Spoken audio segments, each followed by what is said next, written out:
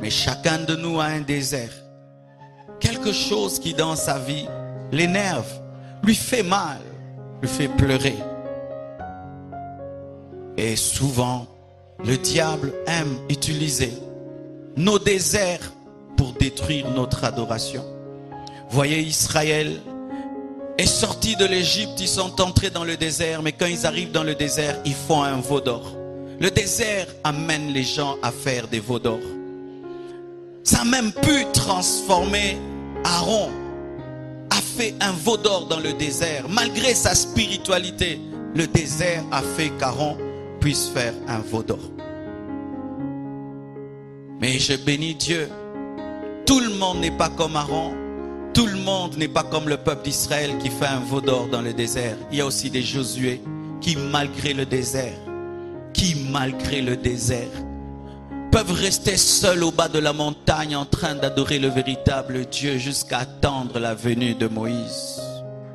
Et aujourd'hui, je suis venu parler à la génération de Josué, à des hommes qui, malgré le désert, les temps difficiles, continuent à louer Dieu, continuent à adorer Dieu. Je les appelle les cactus du désert, car le cactus est un arbre qui n'a pas besoin de pluie pour pousser, mais il peut plonger ses racines très très profondément, de sorte qu'il peut rester frais, même dans les moments difficiles. Mais beaucoup des bébés spirituels n'arrivent pas à adorer Dieu dans le désert. Ils adorent Dieu lorsque tout va bien. Ils adorent Dieu lorsque leur plan marche. Ils adorent Dieu lorsqu'ils ont des moments de joie, des moments de paix, des moments de victoire. Là, ils adorent Dieu. C'est un bon niveau, car c'est vrai, il y a des gens qui abandonnent Dieu lorsque Dieu les bénit. Mais il y a un plus grand niveau. C'est atteindre la dimension où tu adores pour Dieu, pour rien. Que Dieu te bénisse ou pas, tu l'adores.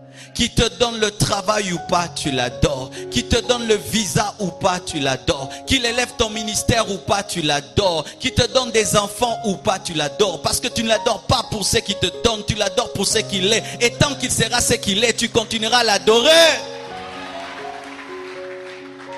Le désert atteint le corps parce que le corps a soif. Le désert atteint le corps parce que le corps a faim. Mais le désert n'atteint pas l'esprit parce que l'esprit n'est jamais touché par le climat.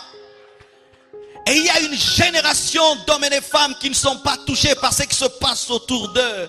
Aujourd'hui au premier culte, alors qu'on était assis là, je regardais un frère ici. Je connais ce frère. Ce frère passe par des moments difficiles. Il habite même l'église. Mais c'est lui qui a le plus grand sourire. Pour moi, c'est un mystère. C'est un cactus. Où est-ce que ce frère trouve cette joie? Il dort à l'église. Il n'est pas bien habillé. Comment est-ce qu'il peut sourire plus que tout le monde? C'est ça le mystère spirituel. Des hommes qui peuvent, au-delà de leur réalité, adorer Dieu. C'est pourquoi je définis l'adoration comme étant t'élever au-dessus de tes problèmes et donner une bise à Dieu. Seigneur, je suis malade, mais tu es Jéhovah Rapha. Seigneur, je n'ai pas d'argent, mais tu es Jéhovah Jireh. Seigneur, je suis combattu, mais je sais que tu es l'Éternel, ma bannière. Ma situation ne change pas ta nature. Ma réalité ne change pas ta position. Ce que je vis ne change pas ta vie. Tu demeures ce que tu es malgré que je vis ce que je vis. Tu demeures ce que tu es malgré que je vis ce que je vis. L'adoration malgré le désert. Pourquoi faut-il adorer Dieu malgré le désert? Il faut adorer Dieu malgré le désert pour fermer la bouche au diable. Parce que chaque fois que Dieu te bénit, il va dire à Dieu, il t'aime parce que tu le sers. Mais lorsque tu vis des moments difficiles et malgré tes moments difficiles, tu l'adores, tu confonds Satan. Bien-aimé, confonds le diable. Prouve à Dieu que tu l'aimes pour rien. Que tu ne l'aimes pas pour l'argent, tu ne l'aimes pas pour les voitures, tu ne l'aimes pas pour les biens de ce monde. Qui te les donne ou pas, tu continues à l'aimer de la même manière et tu fermes la bouche au diable et tu fermes la bouche aux hommes, tu fermes la bouche aux esprits malgré que tu es en train de vivre des moments de contradiction, des moments difficiles. Tu continues à l'adorer, tu continues à le louer. Frère, lorsque je dis ces choses, il y a des gens qui disent, pasteur, est-ce que c'est possible? Est-ce qu'on peut vivre cela? Est-il possible d'aimer Dieu dans un deuil? Oui, Je connais une maman de cette église, son mari était mort. Et je suis allé dans son deuil. Cette femme, lorsqu'on l'amenait enterrer son mari, elle parlait en d'autres langues. As-tu déjà vu une veuve qui va enterrer son mari? Rabba Shandalaba Sandoro. Shandalaba Sintaraba Shandalaba.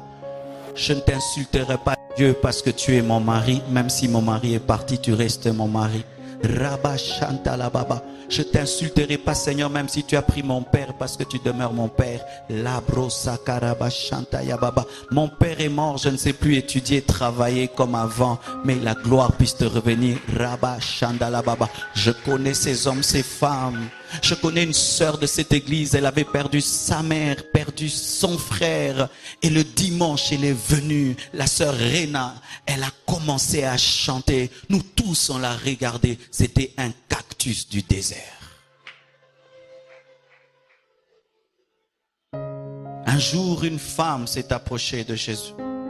Elle s'est approchée de Jésus-Christ pour que Jésus-Christ puisse guérir sa fille. Je ne sais pas si tu as déjà eu quelqu'un de malade à la maison. Sa fille n'avait pas qu'une maladie, sa fille avait un démon, avait un esprit impur. Et elle vient vers Jésus-Christ qui est supposé la recevoir, disant que enfin ma fille ne sera plus possédée. Cette femme se tient devant Jésus-Christ et lui demande la guérison. Jésus-Christ lui dit que je ne suis pas venu pour vous. Je ne suis pas venu pour toi. Je suis venu pour d'autres personnes. Imagine que tu quittes ta maison avec un enfant malade. Tu viens à ma porte et je dis, je ne peux pas te recevoir. Je peux recevoir celui-là, sauf toi. Quelle insulte. Et Jésus-Christ dit ceci. Il n'est pas bon de donner le pain des enfants aux petits chiens. Jésus l'appelle petit chien. Elle pouvait se fâcher, s'énerver, dire ça c'est quel genre de sauveur qui peut choisir. Mais la Bible nous dit qu'elle n'a pas dit cela. Elle a dit Seigneur, même si tu m'insultes, tu es Seigneur. Et je ne le prends pas comme une insulte, je le prends comme une dimension en toi qui fait que le fait de guérir ma fille, ce sont des miettes. L'adorateur sait toujours trouver un nom à donner Dieu malgré ses situations. L'adorateur sait toujours trouver une occasion d'adorer Dieu malgré ses situations. L'adorateur est celui qui change les insultes contre Dieu en adoration. Car elle pouvait dire, toi tu es un mauvais sauveur. Mais au lieu d'insulter, elle dit, Seigneur, ne me donne pas le pain, je demande les miettes. Car pour toi guérir un enfant, ce n'est pas le pain. Le pain ce n'est pas ça, ce sont les miettes. Ta dimension est tellement grande que guérir un enfant, ce n'est pas donner le pain, c'est seulement les miettes.